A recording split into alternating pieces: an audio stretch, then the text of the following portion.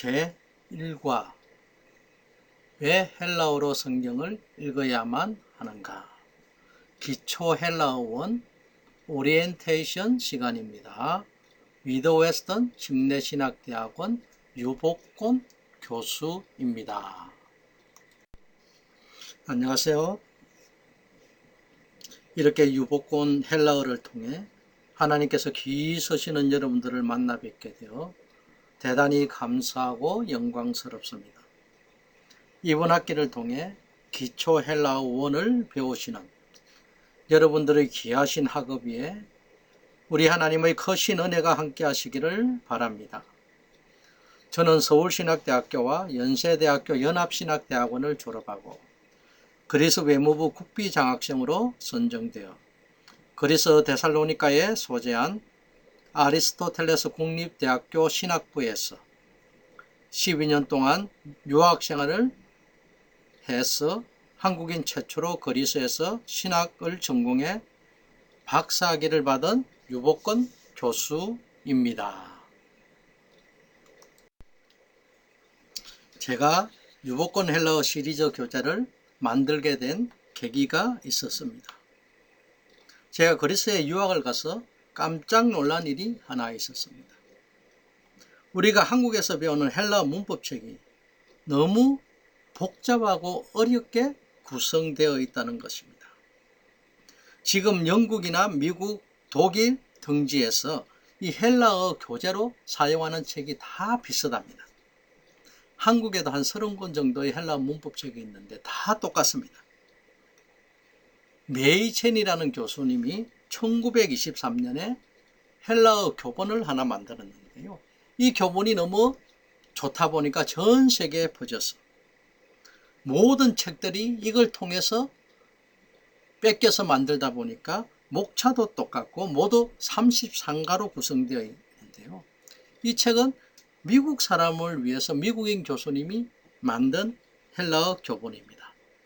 영어나 이런 게 한국 사람이 배우기에는 너무 복잡하고 어렵다는 게 문제인 것입니다. 제가 그리스에서 보니까요. 그리스 사람들도 배우지 않는 어려운 문법들이 우리 한국 문법책에 너무 많다는 것입니다. 전 세계에서 메이첸 헬라어 교본을 사용하는데요. 이 책은 100년 전에 서여진 문법책입니다. 지금은 21세기인데 아직 그 책을 전 세계가 교재로 사용하고 있다는 것 자체가 큰 문제인 것입니다. 기존의 한국에서 배우는 교과서로는 우리 한국 사람이 헬라어 배우는 것이 너무 어렵고 복잡해서 불가능한 것입니다. 그래서 새 교재의 필요성을 인식하고 12년 동안 유학생활을 하면서 틈틈이 시간 날 때마다 세계에서 가장 쉬운 유복곤 헬라어 교재를 만들기 시작했습니다. 한국 목사님들이요, 모두 다 이 신학교 다닐 때 헬라어 트라우마가 있는 것 같습니다. 이 헬라어는 신학교 다닐 때 너무나 골치 아프고 힘든 과목이었습니다. 그래서 졸업하고 나면 두 번 다시 헬라어는 보기 싫은, 헬라어 하면 골치 아픈 그런 트라우마를 가지고 있습니다. 그렇다고 해서 내가 목회자인데 하나님의 말씀을 원어로 읽지 못하고 번역 성경만을 읽는다는 것 또한 목회자들에게 큰 부담으로 다가왔습니다.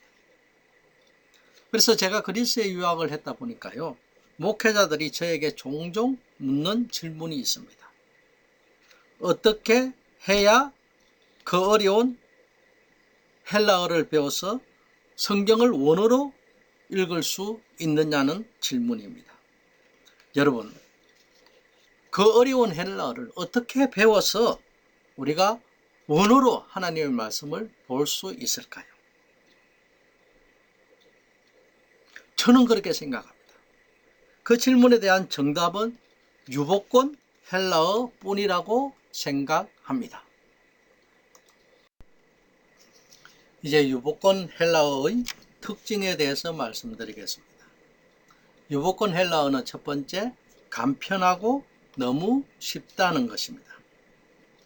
기존의 복잡한 문법책 3분의 1 정도 분량만 공부하면 됩니다. 기존의 문법책 구도를 완전히 분해해서 제가 새롭게 쉽고 체계적으로 재배치했습니다. 우리 한국의 문법책으로는 공부하기가 힘듭니다. 그래서 제가 거기에서 중요한 부분만 뽑아서 프린트로 새로 만들어서 여러분들에게 프린트로 공부하도록 만들었습니다. 두 번째는 기존의 어려운 외국식 문법 헬라어를 한국 사람이 쉽게 이해하도록 한국식 문법용어로 제가 다시 만들었습니다. 헬라어만 가지고 있는 단순가가, 부정가가 같은 거, 영어의 미완료 가가 이런 거는 한국말로 이 번역하기가 상당히 용어가 힘듭니다. 그래서 제가 미완료 가가는 계속가거라고 한국 사람들이 이해하기 쉽도록, 단순가거나 부정가거는 한 번 가거라고 했습니다. 왜? 헬라어 특징은 동작을 한 번 하느냐 계속하느냐, 한 번 하느냐 계속하느냐 이걸 따지기 때문에 계속가거, 우리가 계속하는 과거, 한 번 가거, 한 번 하는 과거, 이해하기가 한국 사람은 굉장히 쉽게 만들어져 있다는 것입니다. 그리고 세 번째는 제가 만든 훌륭한 전과가 있습니다. 그게 헬라어 분해 대조 성경인데요. 이거는 전과 같은 것입니다.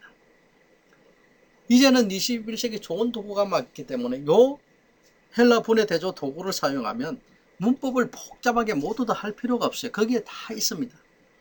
기본 문법만 간단히 우리가 알면 이 전과를 활용하면 너무 쉽게 우리가 성경을 원어로 볼 수 있다는 것입니다. 전과의 정답을 모두 넣어놨습니다. 우리도 옛날에 그렇잖아요. 학교 다닐 때 수학 푸는데 어려운데 전과 보면 쉽잖아요. 왜 전과에 쉽습니까? 그게 모든 답이 있기 때문에 그런 것입니다.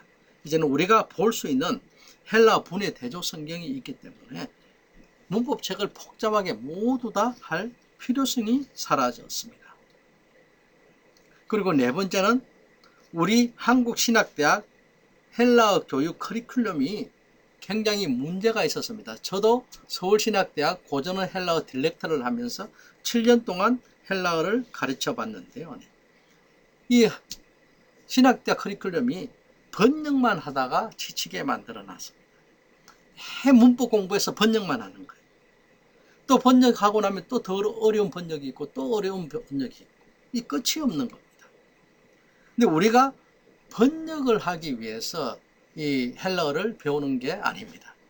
번역은 우리가 안 해도 대한성서공회 가면 다 번역위원들이 30명이 대기하고 있습니다. 그분들이 하면 되고요. 우리는 이 헬라어를 어떻게 쉽게 배워서 설교에 원어를 적용하느냐, 이 원어 설교를 위해서 우리가 헬라어를 배워야 되는 것입니다. 기존 헬라어 정책, 교육 정책은 주객이 전도됐다고 생각하면 되겠습니다. 그래서 기존 신학교 커리큘럼을 탈피하기 위해서 제가 한국 원어 설교 학교를 만들어서 목회자들이 헬라어를 설교에 적용하는 훈련을 하고 있습니다. 유보권 헬라어는 문법을 배워서 번역하는 데 목적이 있는 것이 아니라 원어 설교 훈련을 하는데 그 목적이 있습니다. 그래서 이 원어 설교 훈련을 해서 목회에 실질적으로 적용하는 그런 유용성이 유보권 헬라어에 있는 것입니다. 여러분, 이제 과거의 그 지긋지긋한 골치 아픈 헬라어, 이 헬라어 공부의 패러다임을 우리 미드웨스턴이 이제 바꾸도록 합시다. 이제부터는 여러분들 국내 유일한 그리스에서 신학을 공부한 1호 박사의 헬라어 강의를 듣게 될 것입니다. 어떠한 변화가 있는지 한번 보십시오. 원어 설교가 되는지 안 되는지. 사실 영어에 비하면 헬라어는 너무 쉽습니다. 충분히 할 수 있습니다. 특히 지금 미드웨스턴에 공부를 하시는 분은 다 기본적으로 외국에 계시기 때문에 영어를 하시는 분입니다. 영어를 극복했으면 헬라어는 이거 아무것도 아닙니다. 이 신학도들이 영어는 하면서 왜 헬라어는 못하나요? 왜 우리가 이것을 할 수 있냐고 하면 우리가 이 신학교에서 헬라어를 배우는 목적은 성경을 헬라어로 해석하기 위해서 배우는 것입니다. 그래서 우리의 목적만, 성경을 해석할 수 있는 목적만 있으면, 목적을 달성하면 되니까요. 네. 다른 거는 우리가 하지 않아도 되는 것입니다. 영어에 비교하면요. 우리가 외국어를, 여러분들 영어를 배울 때 어떤 게 제일 어려웠나요? 네. 회화가 가장 어려웠습니다. 상대방이 전화가 왔는데 내가 못 알아들으니까 잠시 기다려라. 내가 해서 문법책 보고 한 5시간 정도 이해해서 오면 그 상대방이 전화를 기다리고 있나요? 네. 회화는 그때 하지 않으면 아무런 의미가 없기 때문에 금방금방 돌아가야 되기 때문에 이 회화가 가장 어려웠습니다. 근데 우리는 성경책을 읽는 게 목적이기 때문에 회화를 하지 않아도 됩니다. 가장 어려운 회화를 안 하는 것만 해도 얼마나 다행인가요? 두 번째는 영어 할 때 우리가 작문이 어렵지 않았습니까? 작문은 자꾸 하면 틀려요. 그런데 우리가 성경을 읽는 게 목적이기 때문에 두 번째 어려운 작문도 하지 않아도 됩니다. 회화도 안 해도 되고요. 작문도 안 해도 되고 단지 우리가 독해만 하면 되기 때문에 쉬운 겁니다. 근데 또 단어가 그렇잖아요. 보캐버러리 하면 우리 옛날에 22,000, 33,000 막 공부하고 했잖아요. 근데 헬라어는 성경에 한정되어 있기 때문에 성경 헬라어는 5,393개밖에 없습니다. 우리가 5,000개만 외우면 헬라어 단어 다 끝나는 거예요. 그런데 5,000개를 외울 필요가 없습니다. 한 번 나오는 게 1933개고요. 두 번 나오는 게 835개. 신약 성경에 세 번만 나오는 게 464개예요. 이게 합치면 3,000개가 넘습니다. 우리가 성경에 한 번, 두 번, 세 번 나오는 건 외우지 않아도 돼요. 쉽게 이야기하면 저 유다서에 한 번밖에 안 나오는 단어. 우리가 한글로도 유다서 잘 안 보는데요. 그런 단어는 일평생 헬라어로 우리가 만날 일이 없습니다. 만날 일이 없는 걸 우리가 외울 필요는 없잖아요. 한 번, 두 번, 세 번 나오는 단어는 사실 몰라도 되고 빈도수 높은 단어를 우리가 성경에 많이 나오는 단어를 빈도순으로 외워야 됩니다. 이 장신대에서 나온 조그만한 사전이 있는데요. 단어집이 있는데요. 거기에 제목이 1102 단어집입니다. 왜 1102 단어집인가요? 그거는 성경에 10번 이상 나오는 단어는 1102개밖에 없다는 겁니다. 사실 우리가 1000개만 외우면 그건 다 안다는 거예요. 10번 안 나오는 거는 사전 보면 되잖아요. 우리가 영어도 사전 다 외우는 사람이 어디 있습니까? 자주 안 나오는 거 가끔 한번 나오는 거는 내가 사전 보면 그 답이 있기 때문에 1000개만 외워도 우리가 대단히 하는 겁니다. 근데 한 가지 문제점은 이 신학생이나 목사님들이 바쁘다는 거예요. 1000개도 외울 시간이 없다는 겁니다. 그래서 제가 과감하게 50% 세일을 해서 유보권 헬라어 신약 헬 단어집을 만들었는데요. 거기에 단어가 500개를 넣어놨습니다. 빈도순으로 가장 많이 나오는 순으로 500개를 만들어 놨습니다. 이 500개만 여러분들이 외우면 헬라어 단어 웬만한 거는 다 알게 되어 있습니다. 영어 단어 500개 외워서 뭐 다 해결됐나요? 근데 우리는 성경책을 보기 때문에 500개면 다 해결되는데 500개도 이게 바빠서 할 시간이 없는 거예요. 그래서 제가 그 요보권 헬라어 단어집에 보면 별 3개 치는 1000개 있는데요. 이 별 3개는 단어가 200개입니다. 이 200개만 외워도 사실 웬만하는 건 다 알아요.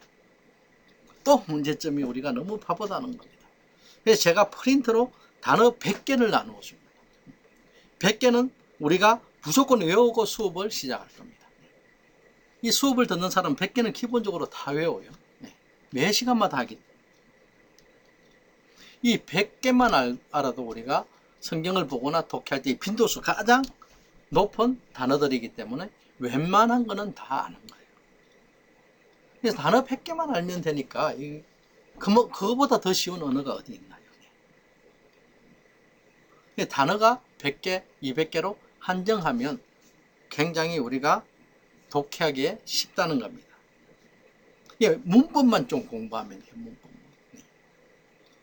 근데 또 두 번째, 우리가 영어 비하면 헬라어가 굉장히 쉬운 이유는 정답을 다 우리가 외우고 있습니다. 한국 교인들은 굉장히 세계에서 위대한 교인들이 성경을 다 외우고 있습니다. 우리가 정답은 알고 문법을 공부하는 거예요. 그러니까 정답을 알고 시험 치면 얼마나 쉽습니까? 왜 우리가 정답을 다 아나요? 옛날에 그러잖아요. 저희들 주일학교 가면 요절 안 외우면 밥 안 주잖아요. 밥 먹으려고 요절을 우리가 전부 다 외워버렸습니다.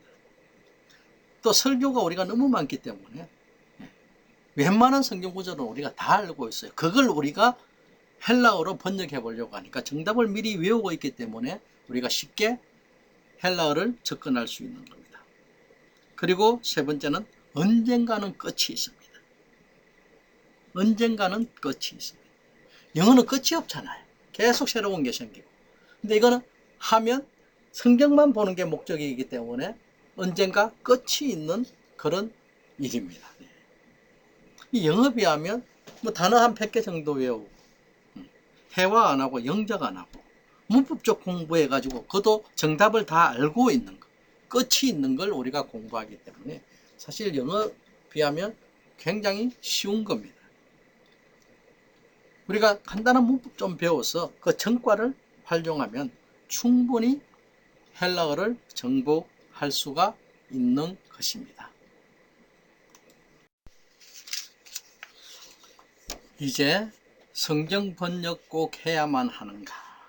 왜 우리가 헬라어를 배워야만 하는가? 한번 살펴보도록 하겠습니다. 네. 우리가 지금 믿고 가지고 있는 성경은 개역 개정 성경입니다. 얼마 전에 성경이 개역 한글에서 개역 개정으로 성경이 바뀌었습니다. 제가 목사님들 세미나 가면 항상 목사님들에게 묻는 게 있습니다. 성경이 개역 한글에서 개역 개정으로 바뀌었는데 검토해 봤냐고 물어보면 검토해 본 사람이 한 명도 없어요. 이 성경에 하나님 말씀이 바뀌었는데 목회자들이 검토 안 하면 그거 누가 검토하나요? 왜 한국 교회에서 이런 문제가 생기냐고 하면 한국 목사님들은 믿음이 너무 크기 때문입니다. 너무 큰 믿음을 가졌어요. 어떤 믿음? 대한성서공회에 대한 믿음이 너무 커요. 대한성서공회에서 성경 던져주면 그거 아무리 바뀌어도 그거 성경이라고 믿고 한글 성경만 보는 겁니다. 번역이 잘 되어 있겠지. 알아서 했겠지. 그 믿음이 대단한 거예요. 나도 옛날에는 그렇게 생각했습니다. 근데 대한성서공회 번역위원으로 제가 가보니까 그게 아니더라고요. 문제가 많습니다. 번역은 누구 마음대로 하나요? 번역자 마음대로 합니다. 이 번역에는 번역자의 생각, 학벌, 교육, 교단, 성장 환경 모든 게 다 들어가게 되어 있습니다. 이 번역자들이 이 사람이 하다 보니까 이 번역에는 문제가 많을 수밖에 없습니다. 단어를 선정할 때도 내가 아는 지식의 한도 내에서 내가 단어를 선정하고 문장을 번역할 때도 내가 아는 문법의 한도 내에서 번역을 하고 하여튼 문제가 상당히 많다는 것을 알았습니다.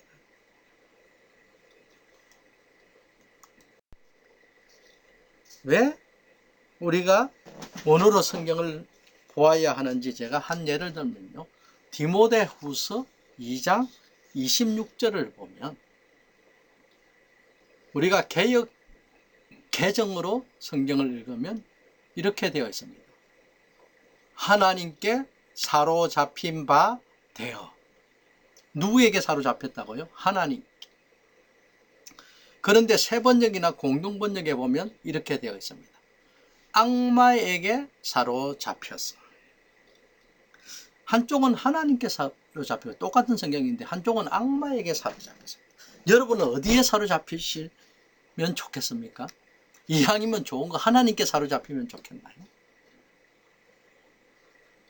예를 들면 어떤 한 가정이 있었습니다. 아빠하고 아들은 개역 개정 보는 교회에 다녔습니다. 엄마하고 딸은 새번역 보는 교회에 다녔습니다. 하루는 가정 예배를 드리는데요. 본문이 디모데후서 2장 26절이었습니다. 어떻게 될까요? 아빠하고 아들은 하나님께 사로잡히고 엄마하고 딸은 악마에게 사로잡힌다. 그럼 그 집안이 어떻게 될까요? 번역은 이런 겁니다. 네. 제가 이 예를 들면 끝이 없어요. 끝이 없어. 우리가 계시록에 봐도 그거 있잖아요. 우리가 옛날 요절처럼 주일학교 반사할 때 외웠습니다. 그 집에 걸어놓기도 했어요. 죽도록 충성하라. 생명의 면류관을 주리라. 이 생명의 면류관인데요. 네. 개역개정에서는 그 계시록 말씀이 보시면 생명의 면류관인데 생명의 면류관을 똑같은 헬라어 스테파노스라는 단어인데 다른 데는 다 면류관이라고 하다가 거기서는 관으로 바꿔버렸습니다. 생명의 면류관이 아니고 생명의 간을 너에게 주리라 이렇게 되어 있습니다. 여러분 한번 계시록 확인해 보세요. 이제는 죽도록 충성하면 어떻게 됩니까? 관에 들어가요. 관에. 왜 개역개정에서 그렇게 바꿔온지는 저는 모르겠습니다. 이게 바로 번역입니다. 똑같은 단어인데 성경이 나올 때마다 다른 단어로 나와요. 번역이 잘 되어 있으면 모르는데 번역이 잘못되었을 경우는 문제가 굉장히 커지는 겁니다. 학자들이 이야기합니다. 번역은 70%밖에 바로 전달할 수밖에 없다고. 30%는 날아갑니다. 왜? 언어가 다르기 때문에. 그 30%는 잘 되어 있는 번역이 70%지. 번역이 잘못됐을 경우는 그 프로테지가 계속 더 내려간다는 거예요. 여기에 번역에 문제점이 있습니다. 어떤 분은 그래요. 그래서 나는 한글 성경은 보고 영어 성경 본다. 어떤 분은 독일 성경 본다. 설교할 때 그러잖아요. 영어에는 이렇게 되어 있으니까 영어가 맞고 한글이 틀렸다고 합니다. 아니에요. 영어 성경, 독일 성경도 한글 성경보다 잘못되어 있는 부분이 상당히 많습니다. 영어 신봉자, 독일 신봉자 되면 안 되고 우리는 원어 신봉자가 되어야 됩니다. 하나님 말씀 깊이 묵상하는 데는 한글 번역이나 영어 번역이나 독어 번역 그렇게 큰 도움이 안 돼요. 원어로 묵상해야 하나님의 그 참뜻을 우리가 깨우칠 수가 있는 것입니다. 예를 제가 한번 들어보겠습니다. 우리가 뚜껑이 열린다고 하잖아요. 오늘 아빠가 뚜껑이 열려서 어떻게 됐다. 이 뚜껑 열린다를 1000년 후 이후에 외국인이 번역을 한다고 생각합시다. 어떻게 번역할까요? 사전을 찾아보니까 뚜껑이 있습니다. 네. 열린다가 있습니다. 그래서 그 외국인은 어떻게 생각할까요? 아, 저 뚜껑을 열어서 아빠가 거기에다가 라면을 끓여 먹었다. 뚜껑을 열어서 거기 아빠가 김치찌개를 해 먹었다. 뭐 그렇게 생각할 거잖아요. 근데 뚜껑 열렸다는 그런 뜻이 아니잖아요. 화가 났다는 뜻이잖아요.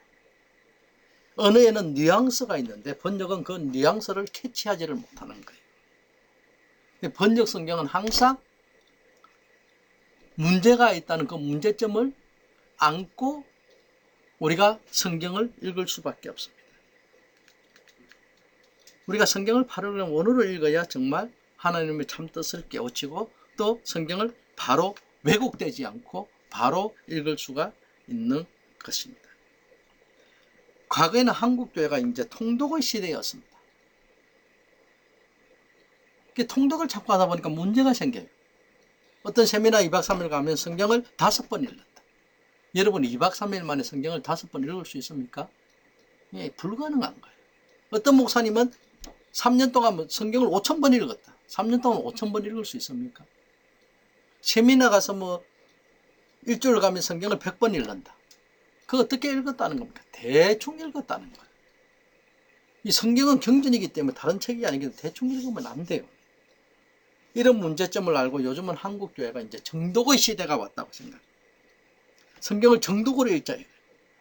그래서 그 문제점을 잡자는 겁니다. 그 정독 중에 하나가 큐티 같은 거잖아. 근데 이제 조금 지나면 정독의 시대도 지나갑니다.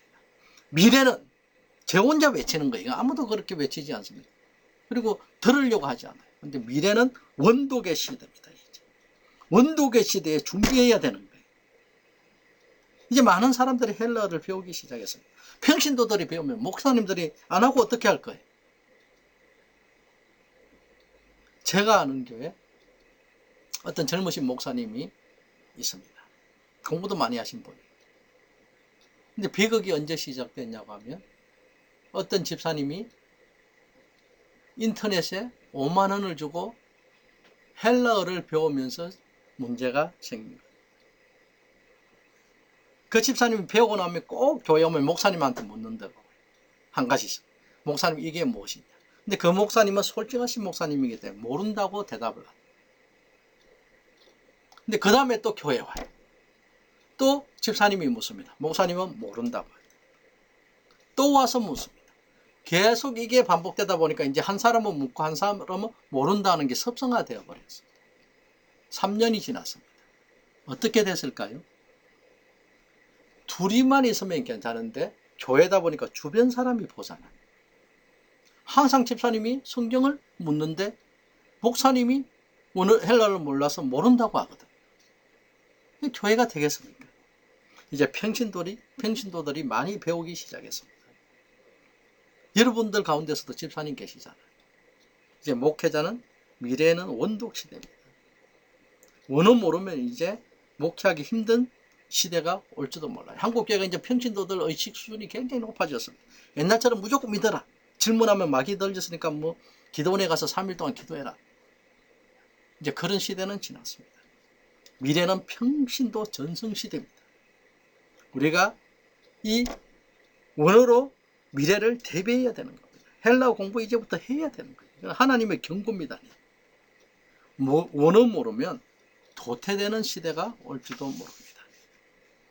여러분들 헬라어 공부 열심히 하시기를 바랍니다. 이제 원어 설교를 배우면 어떤 도움이 되는지 원어 설교의 유용성에 대해서 한 가지만 제가 예를 들겠습니다. 많은 예가 있지만요. 에베소서 5장 18절입니다. 거기 보면 원어로 보면 이런 단어가 있어요. 벌레, 루스세, 앤 퍼뉴마티 이런 단어가 있습니다. 우리가 잘 아는 성령 충만함을 받으라는 것입니다. 근데 이걸 한국어로 보면 성령 충만함을 받으라는 명령만 나와요. 근데 여러분들이 문법을 알고 원어를 보면 여기에 4가지 특징이 나옵니다. 첫 번째는 우리 한글 성경과 똑같이 명령입니다. 네.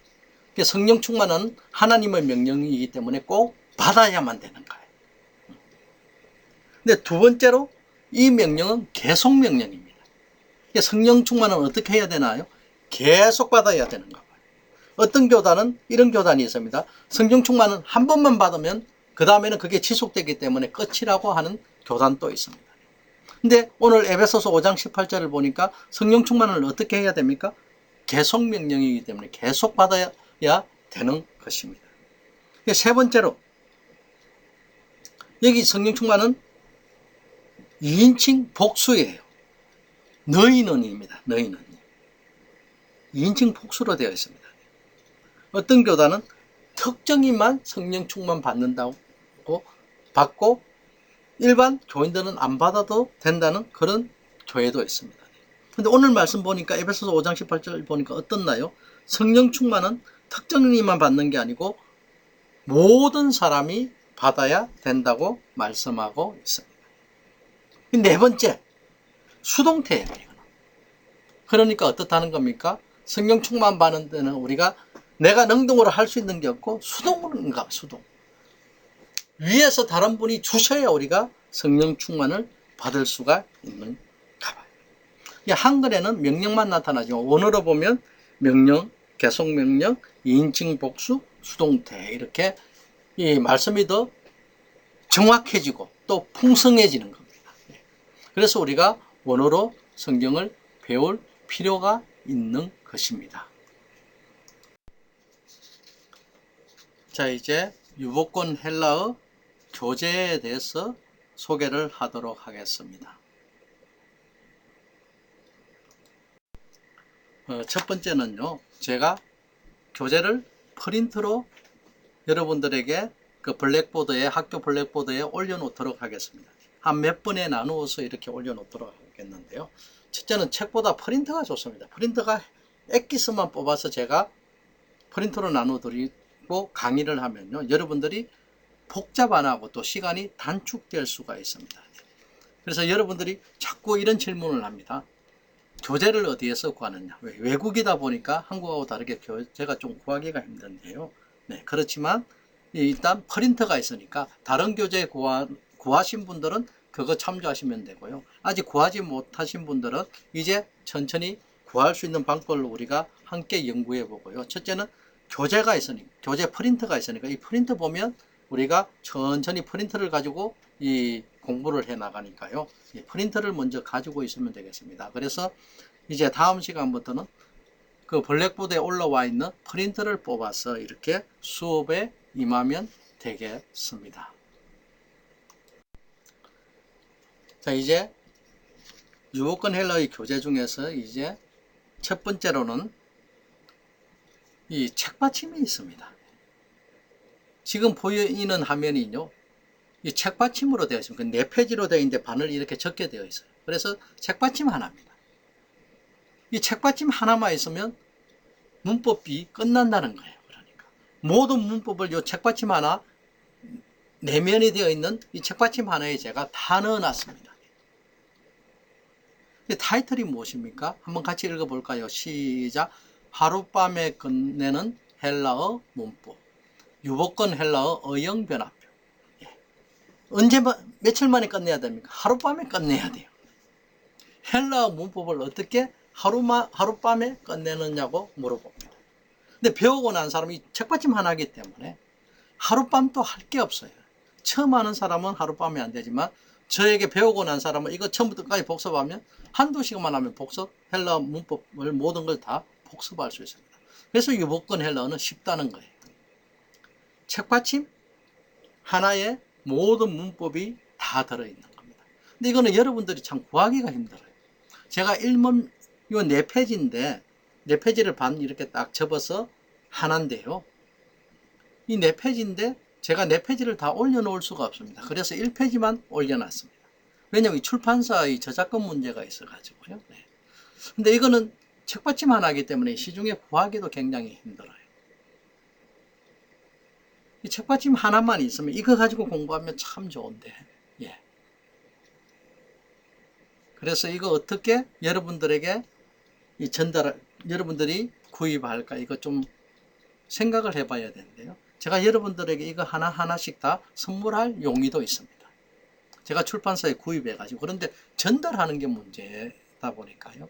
요거 어떻게 여러분들이 구해서 평생 헬라어 볼 때 참조할까? 예, 그거는 좀 연구해 봐야 될 것 같습니다. 하여튼 책받침 하나에 모든 문법이 있으니까 일단 만만하잖아요. 요거 하나는 할 수 있을 것 같아요. 영어 것도 없고 문법책도 다 있는데 뭐 요 책받침 하나 공부 못할까요? 누구나 할 수 있는 겁니다. 거짓말 같지만 요 책받침 하나에 모든 문법책이 다 들어있습니다. 이거 구하는 문제는 조금 연구를 해보도록 하겠습니다. 제가 이 전과라고 하던 게 바로 이겁니다.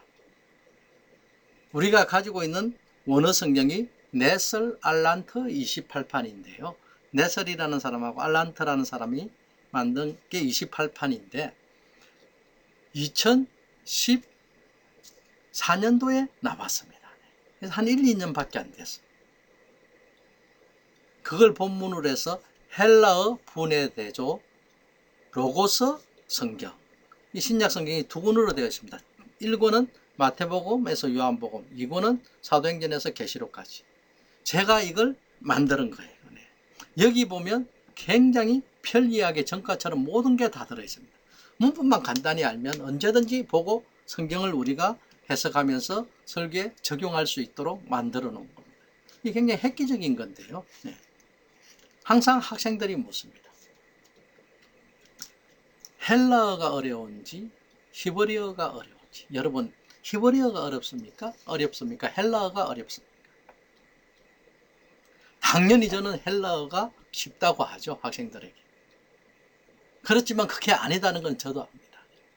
처음은 히브리어가 났으니까 좀 배우기가, 언어가, 글자가 그렇다 보니까 배우기가 어렵지만 좀 공부를 하고 나면 히브리어는 문법이 좀 간단합니다. 그래서 이 문법 배우기가 좋은데요. 헬라어는 불규칙이 많아서 끝이 없어요.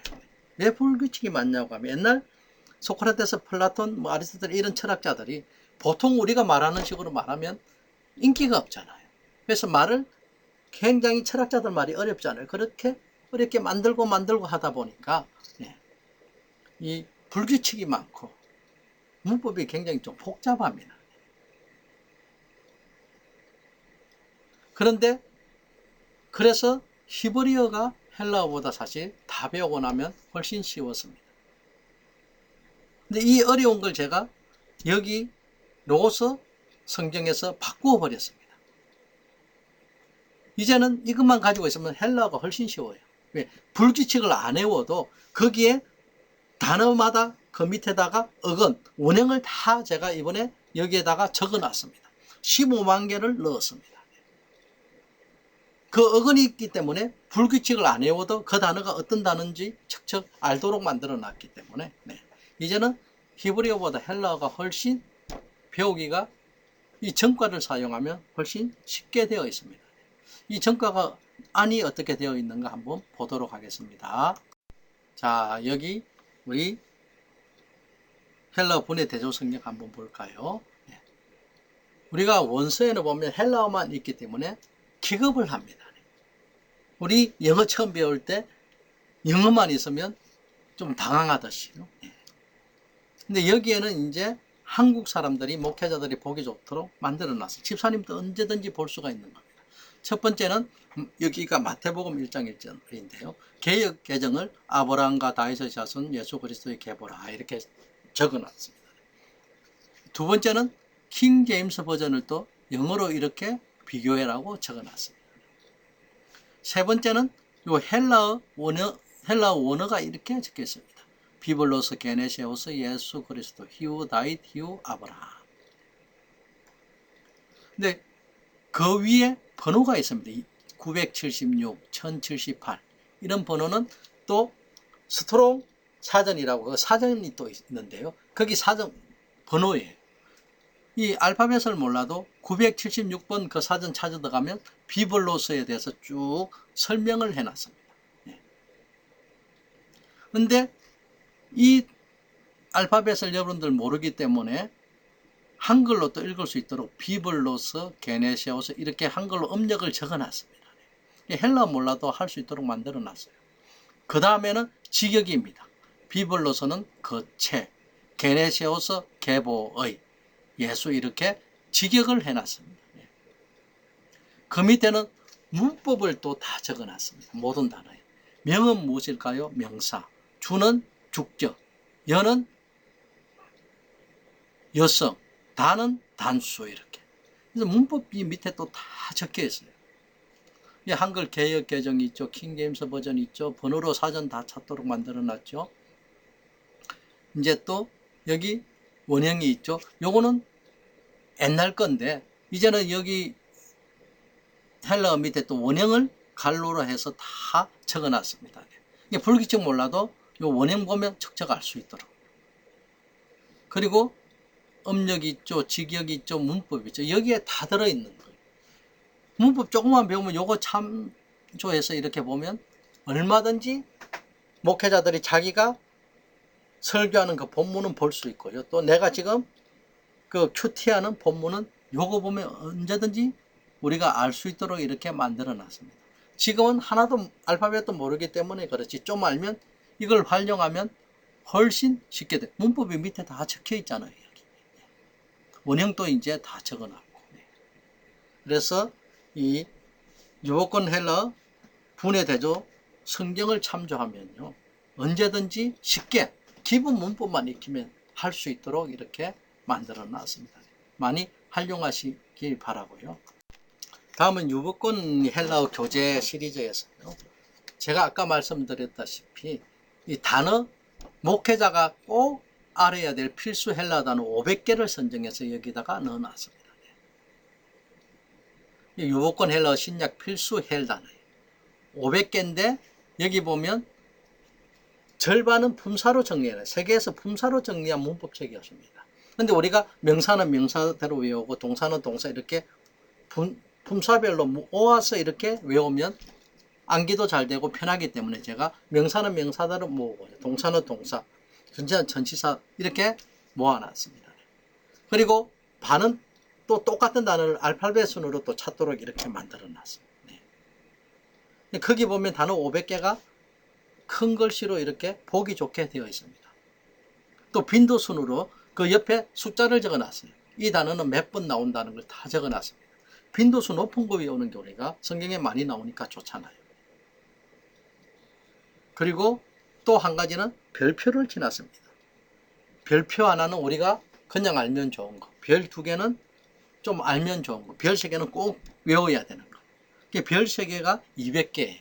이 200개 단어만 외우면 헬라어 웬만한 단어는 다 안다는 것입니다. 필수 헬라어 단어입니다. 이제 우리 교재 마지막으로는요, 헬라어 세상을 말하답니다. 헬라어 핵심 단어, 뭐 믿음, 의, 뭐 축복, 뭐 이런 우리 신앙의 필수 단어를 우리가 37개를 이렇게 뽑아가지고 제가 쉽게 단어 하나하나 설명을 해놨습니다. 근데 제가 한국에 처음 와보니까요, 목회자들이 이 헬라어를 안 배우려고 하는 거예요. 이 트라우마가 있어서. 그래서 초등학생도 보면 이해하도록 제가 쉽게 만들어 놨습니다. 특히 목사님들 그거 하나하나 가지고 설교 한 번씩 이렇게 하시면 상당히 좋아요. 또 우리 평신도 되시는 분들은 그걸 통해서 우리 신앙의 깊이도 들어가고요. 아, 헬라어 단어를 어떻게 해서 우리가 적용하거나 이런 이 모델이 될 수가 있습니다. 그래서 쉽게 누구나 읽을 수 있도록 만들어 놓은 건데요. 요거도 한번 보시면 좋을 것 같습니다. 지금 헬라어 교재를 내가 몇 가지 이야기했는데요. 이걸 어떻게 구입하느냐, 그 구입 문제는 이제 다음에 생각하시고요. 천천히 우리가 의논해 보도록 하겠습니다. 네, 그리고 먼저 프린트만 뽑아서 다음 시간부터 이렇게 수업에 임하시면 될 것 같습니다. 네. 교재 문제는 우리가 너무 걱정하지 마시고 차후에 의논하도록 하겠습니다.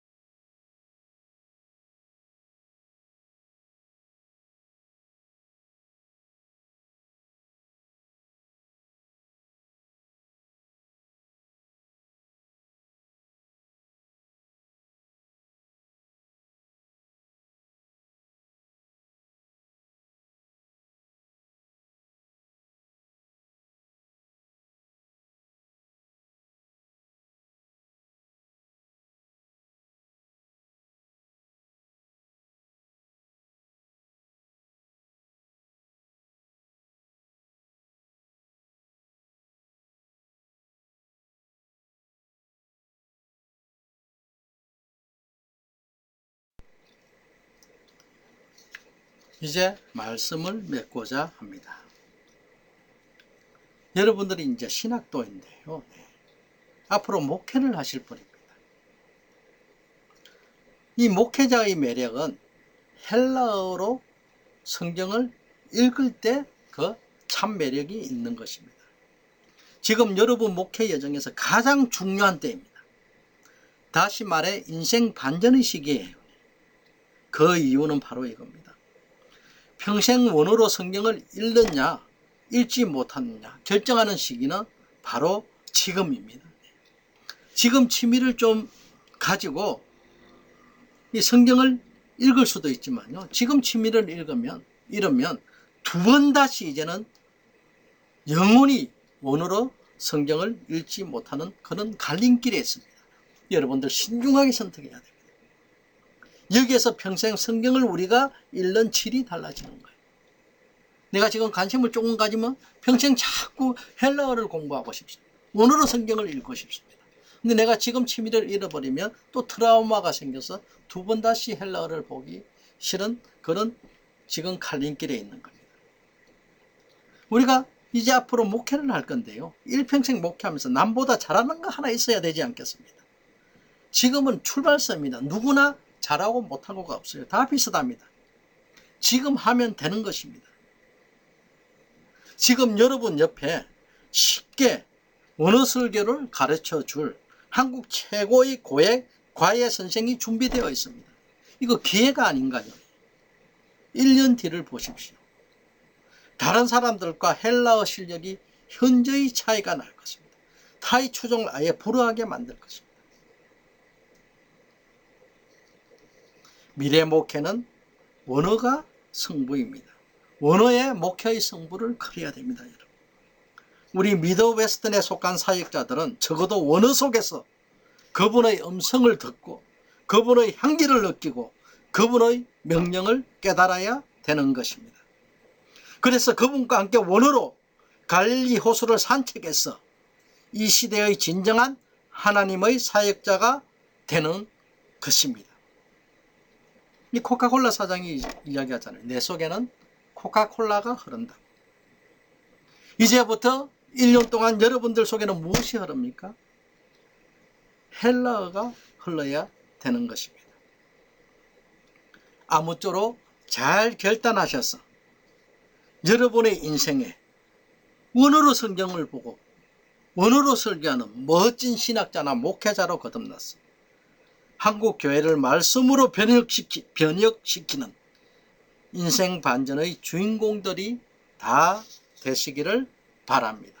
네, 오늘 수업 감사합니다.